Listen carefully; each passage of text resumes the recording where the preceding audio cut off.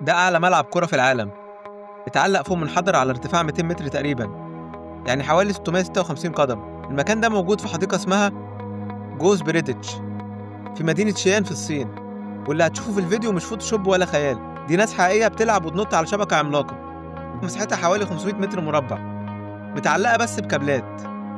الملعب معمول كله من شبكة قوية جدا من مادة اسمها بولي إيثيلين، وفي كمان شبكة أمان تانية تحتها عشان لو حصل أي حاجة للشبكة الأساسية.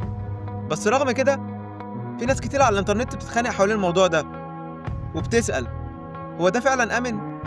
الملعب ليه قواعد صارمة جدا، وزنك لازم ما يعديش 90 كيلو، وممنوع يكون عليه أكتر من 50 شخص في نفس الوقت.